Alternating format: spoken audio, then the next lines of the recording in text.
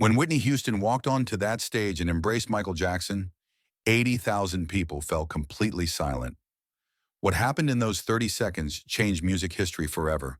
But what the world didn't see was the pain both legends were hiding behind that embrace.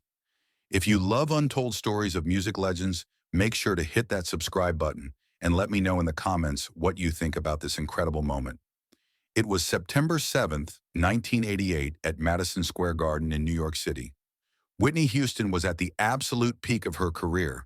Her second album had just gone multi-platinum, and I Wanna Dance with Somebody was still dominating radio stations worldwide.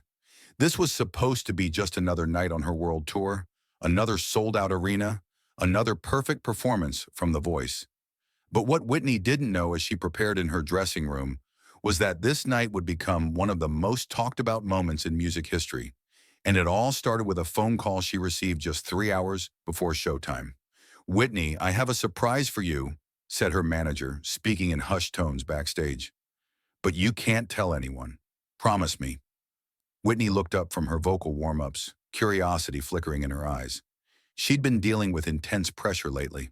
The media was constantly scrutinizing her every move, questioning whether she was black enough for the R&B community while simultaneously wondering if she was becoming too pop for mainstream success.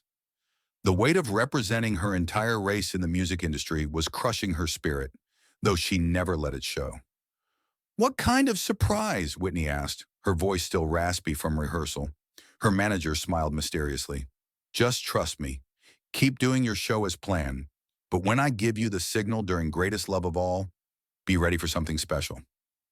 Meanwhile, across town at the Sony Music offices, Michael Jackson was having a crisis of his own. The tabloid headlines had been particularly brutal that week.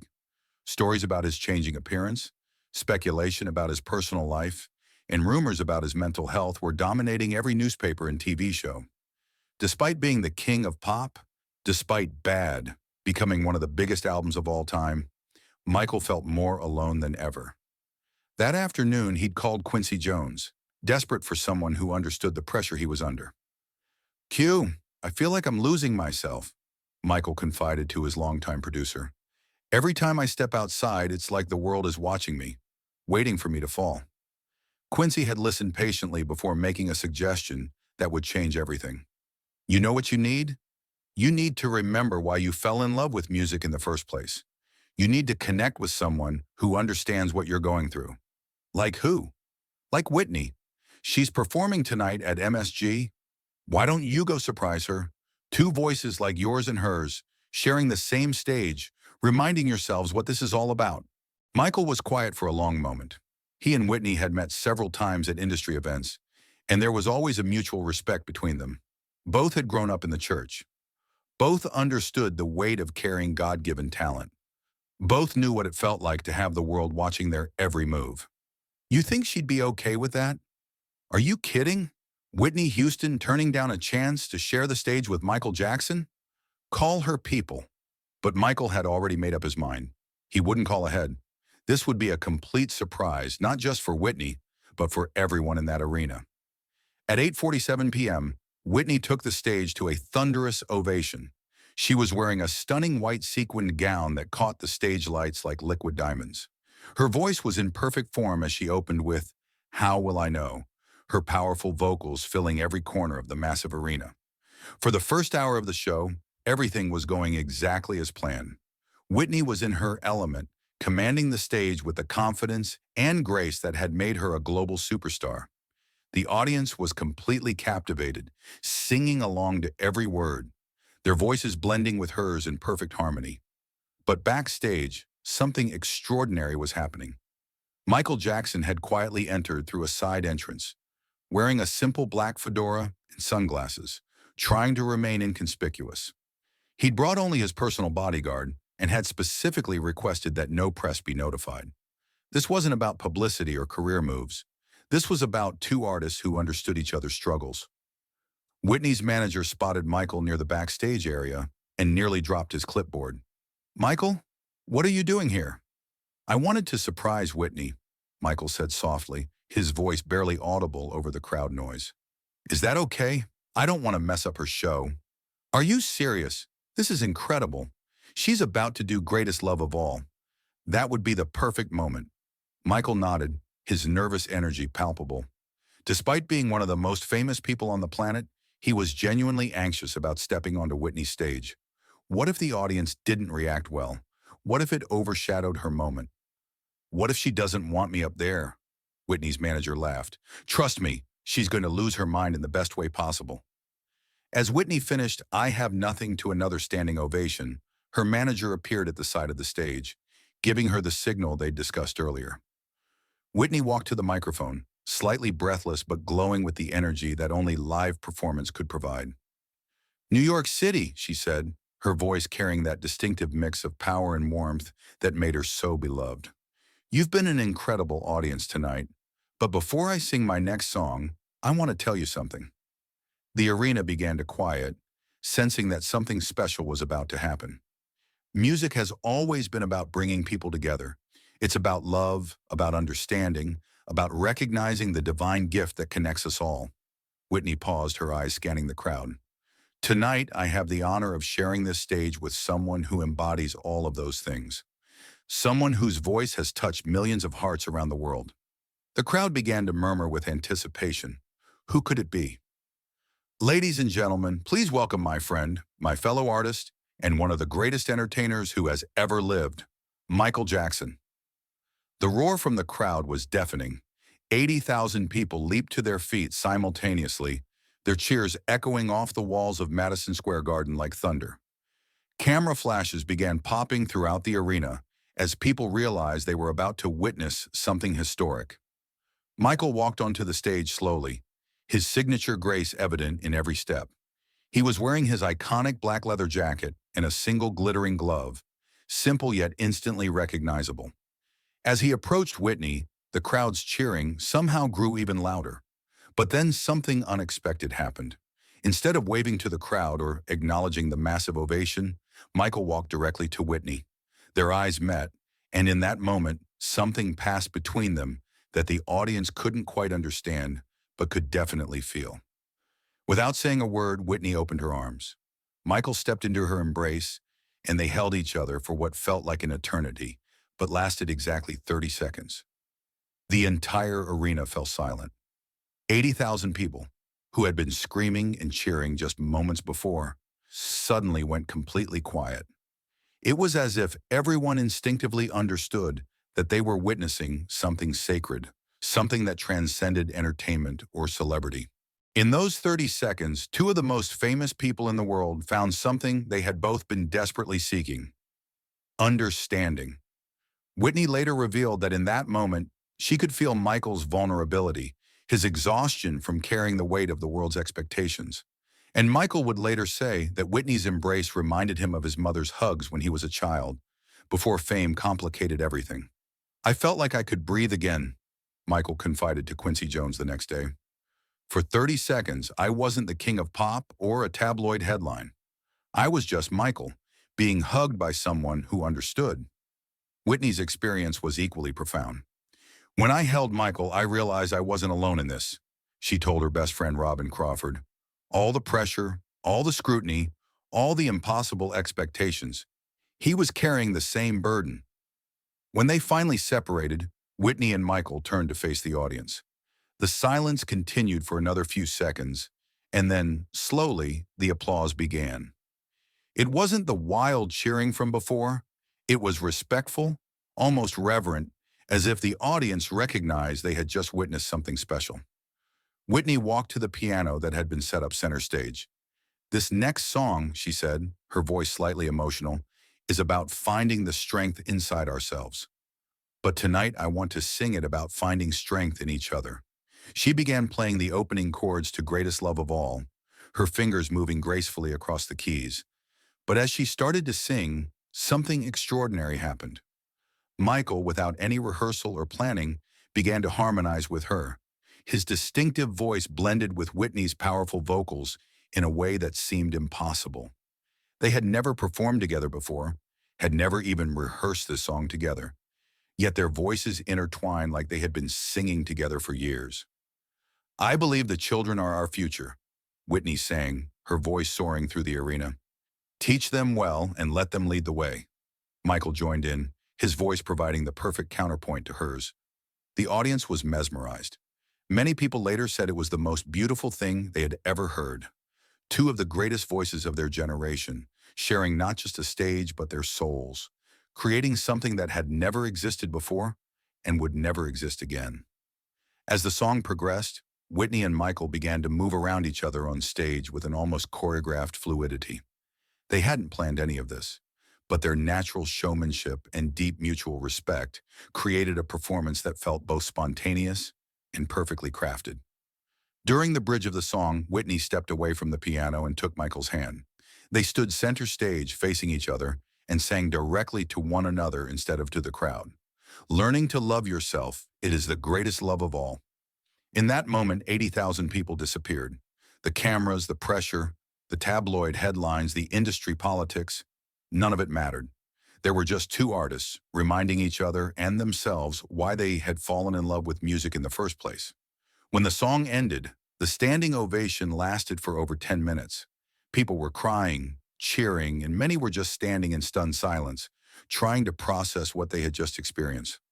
Michael and Whitney embraced again, this time more briefly, but with the same emotional intensity. As Michael prepared to leave the stage, Whitney grabbed the microphone one more time. "Thank you, Michael, for reminding me tonight what this is all about," she said, her voice thick with emotion. "And thank you, New York, for sharing this moment with us." Michael waved to the crowd one final time before disappearing into the wings, leaving Whitney to finish her show. But everyone in the arena knew that what they had just witnessed was the real highlight of the evening.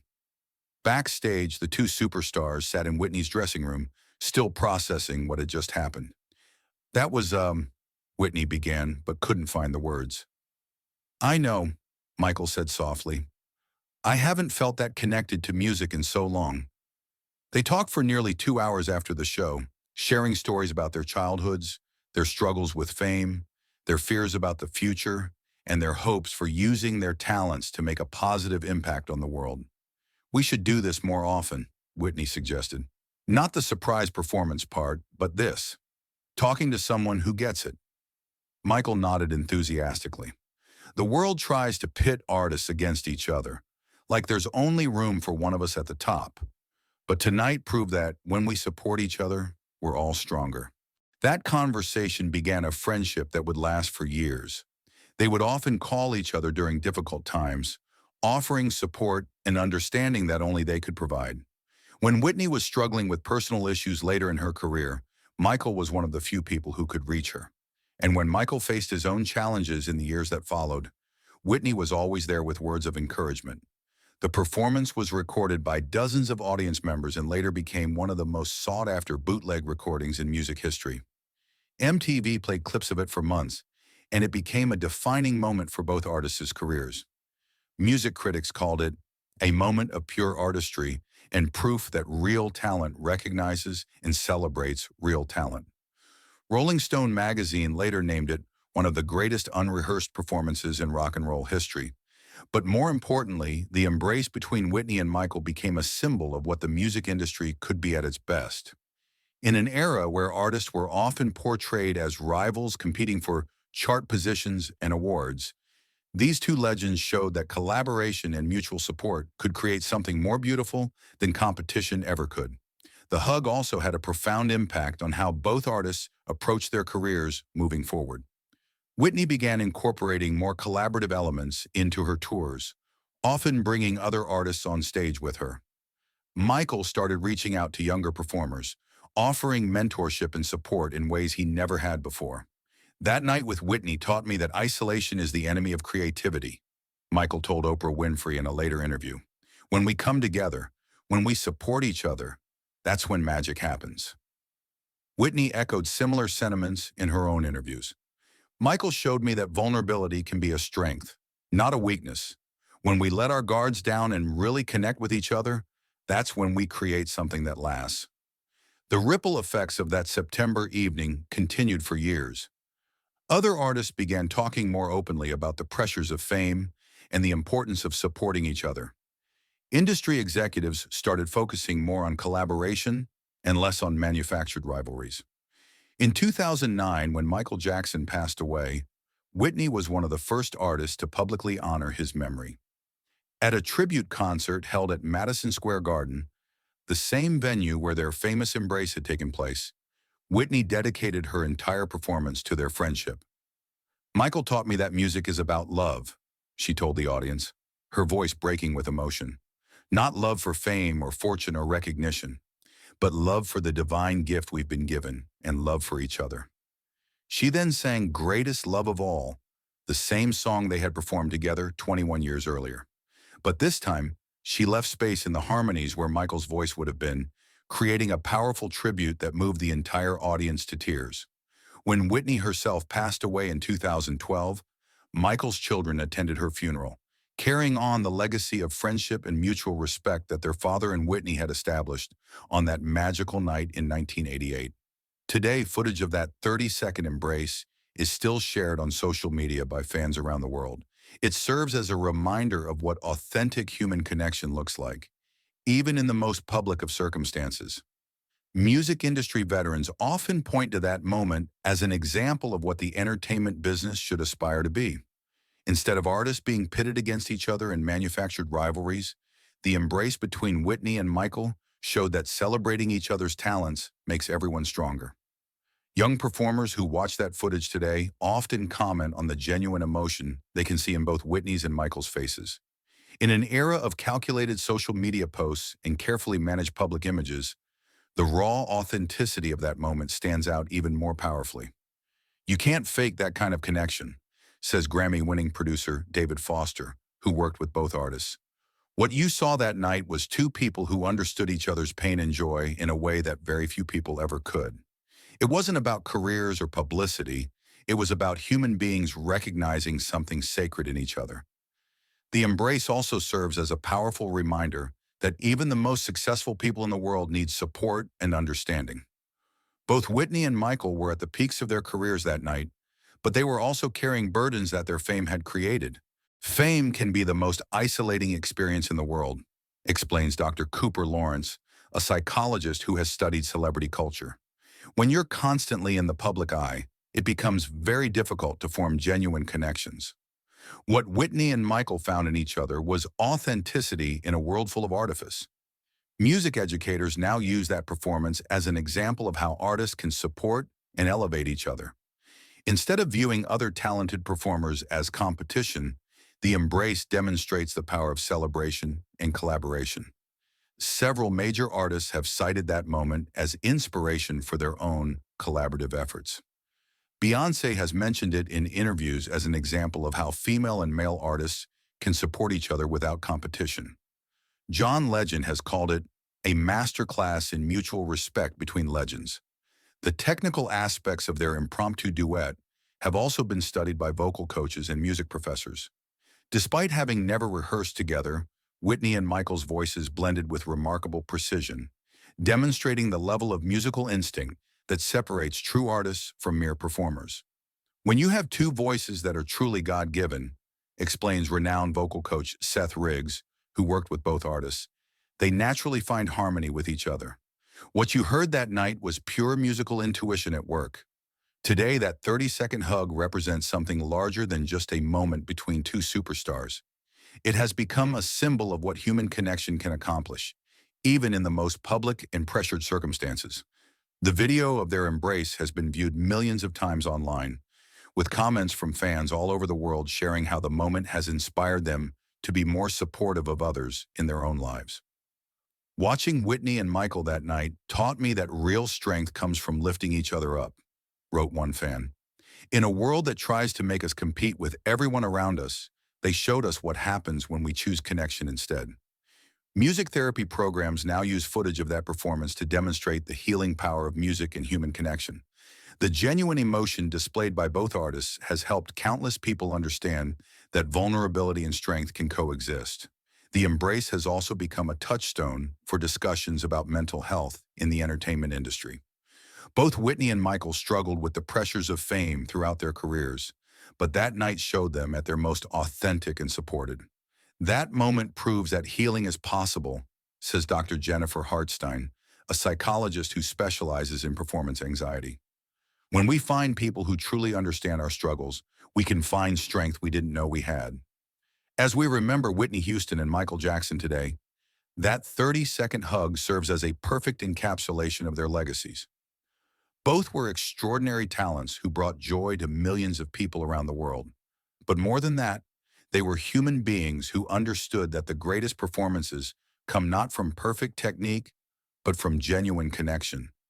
The next time you watch that footage of Whitney opening her arms to Michael and him walking into that embrace without hesitation, remember what you're really seeing. You're witnessing two people choosing love over competition, understanding over judgment, and authentic connection over public image.